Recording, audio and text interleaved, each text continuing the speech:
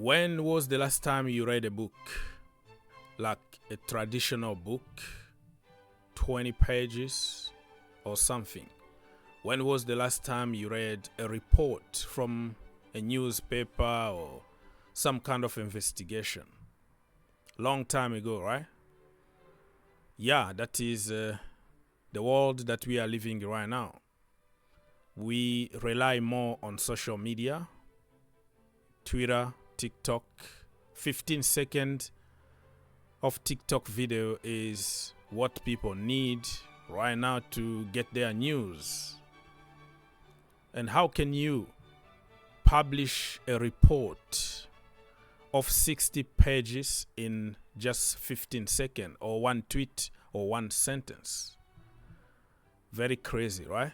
But that is the way the world is. If you start analyzing something, a lot of intellectual thinking behind everything, people hate you. They don't even have time to watch you or listen to what you're saying because their favorite account on social media already gave them 5 words to conclude what is happening all over the world in just 5 words, one sentence. Hey guys, my name is Ogs, your own brother. Welcome to the channel. Thank you so much for watching. You guys are absolutely legend. If you want to help me even more, you can smash that like and subscribe to the channel. It's gonna take you just a couple seconds to do it, and it will be much appreciated. This video is about the financial fair play and what Chelsea are going through at the moment, because some report came out about Chelsea selling things and getting money from here and there and try to comply with the financial fair play. So it's a lot of things to unpack. So stay tuned and pay attention, because I'm not gonna even attempt to explain the whole financial complications in 10-minute video. You know what I mean? Just to give you an idea and try to open up your mind a little bit so you understand better than copy paste, one sentence from your favorite social media account. So this morning a lot of stuff came out and it's so complicated to understand, and I'm not trying even to convince you on anything, right?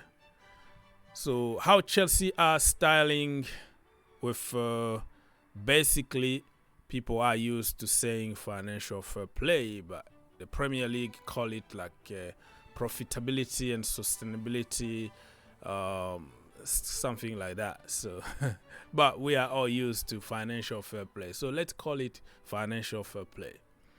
So they sold the hotel to Blueco, which is like the parent company that own Chelsea and many other businesses, and not Nice, Strasbourg in France. So they sold the hotel for 76.3 million, which allowed the financial fair play calculation. So instead of selling Gallagher, selling Mount, Matson, the whole academy and all big guns, they sell assets, because the players also are assets. So you can also sell your properties just to cover your expenses, right? So 203 in player sales 2022-2023, with a net trading of 62.9 million. Mason Mount transfer fee already on the books for next season. Okay, so there are some payment that were pushed to next season to calculate our financial fair play situation. All the signings from January 2023 agreed to have a salary cut if the Champions League wasn't achieved. So that also is saving some money, because if you are in the Champions League, you get more money and you pay your players more money. So let's say Raheem Sterling was in 350. No, he didn't sign in January. That's the problem, though. He didn't sign. Wait. Signing January 2023. He signed like the previous summer, so probably it's not going to affect Raheem Sterling that much. But I'm trying to make a point here. Let's say Raheem Sterling is on 350k a week. If we don't qualify for the Champions League, he's been paid now like 325k a week, which is still a lot of money, but don't underestimate that extra money that we're not paying him. It helps with the books. 100 million plus in sales, targeting this summer to help fund 3 or 4 key signings. So Chelsea still need to make some sales in order to sign. So when you're aiming 100 million, that means Gallagher is gone, Madsen, Lois Hall, and some other players to go in order to bring some new players. So it's so complicated. Like I said, if I give you all the details about the report here, we're not going to finish this video. It's gonna be like a 3-4 hours video to give you all the details. But what I wanted to mention is those billionaires, they are not stupid, because there are so many people on social media who didn't even finish high school who pretend to be smarter than this billionaire. Like, you don't become a billionaire by being stupid, right? They know the laws. They have the best lawyers in the world. They know all the loopholes that they can use to trick the system. They use every single trick in the book for in their advantage. They take advantage of every single opportunity in front of them. It doesn't mean that is illegal. No, it's legal. Like, let's say Todd Boehly, when he found out about the 8-year contract amortization, he used it. Tomorrow morning, oh, that is illegal because Chelsea are using it. That's the problem here we have in the Premier League and in Europe. When somebody is doing something legal, they just found out that, hey, we can use this to our advantage. All of a sudden, because it's Chelsea, it's illegal now. You don't use it anymore. We ban you from doing this. So you can go for details here. It's just too many details that you don't understand.